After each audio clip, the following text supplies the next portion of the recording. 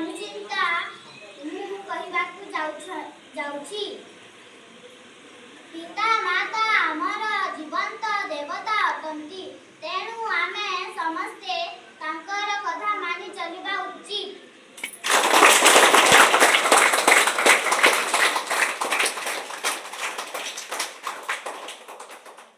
ମୁଁ ତୁଳସୀ ମାଝୀ, ଶ୍ରେଣୀ ପଞ୍ଚମ।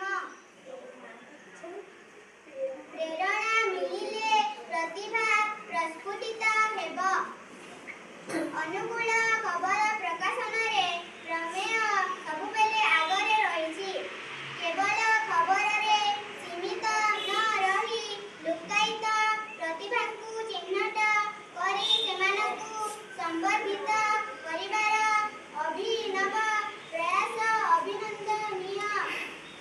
ପ୍ରତିଭା ଚୟନ ଉଚ୍ଚ ପ୍ରଶଂସନୀୟ। ଏଠି ଯେଉଁ